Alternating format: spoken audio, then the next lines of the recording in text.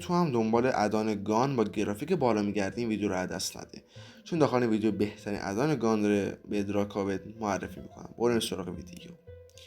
خب برای بچه، وقتی این گان رو از کانال تلگرام من که لینکش زیر این ویدیو هست دانلود کنین، بهتون 3 وسیله میده که اولی برای ساخت گانه، دومی برای کاستوم گانه، سومی برای ساخت تیر گانه. من چند تا گان آوردم که بچه‌ها با هم دیگه گرافیک و تیراندازیشون نگاه کنیم و ببینید که چقدر این مود خفنه.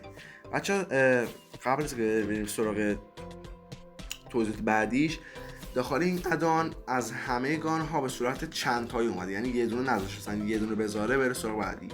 اصلا از کد چند تا، از شادگان چند تا، از کل از همه گان ها چند تا گذاشته که از گان های اتوماتیک شروع میشه تا گان های غیر اتوماتیک و این مودو جذاب میکنه. خودتون میتونین گان ها رو اتوماتیک کنین، غیر اتوماتیک کنین، کاستوم کنین، همه کار میتونینش کنین که بعضی از گان هاش هم خودشون خودکار دنس دارن. حالا بعد تیر ندارن، تیر خودشون بذارم که کار کنن.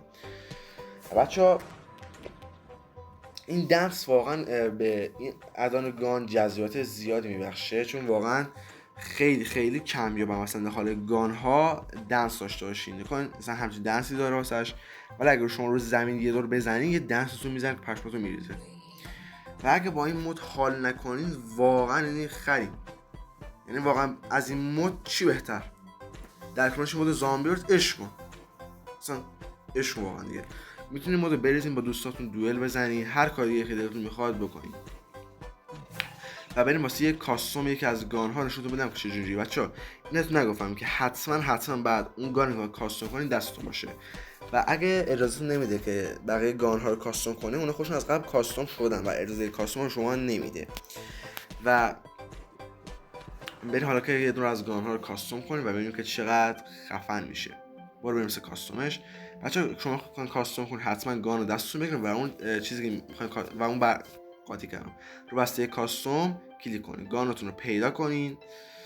من گانو پیدا کنم، این گانو پیدا کردم. بچه‌ها اینجا 3 تا گزینه داره که اولیش بعد اینه که سر لوله بهتون میگم چش میگم سریع گانتون رو دراز سر کنین، دومی برای عوض کردن خشاب، سومی برای لیزر. بتون لیزر بزنین ایمتون رو بهتر میکنه.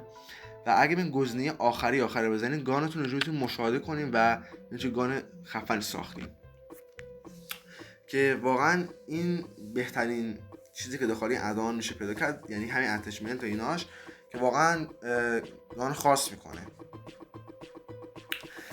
اگر از این ویدیو خوشتون میاد حتما تو کامنت ها بگین و اون قلب قاطی کردم بچه واقعا، و اون قلب ماجیک اون لایک زیرو بزنید که من با خواهرش از ویدیو خوشم میاد.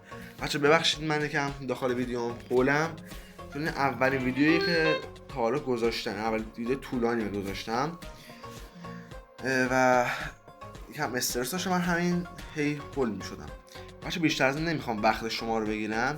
اگه سوال چیزی داشتین تو کامنت حتما بگین، بیشتر وقتم نمیگیرم. تا ویدیوهای بعد، خداحافظ.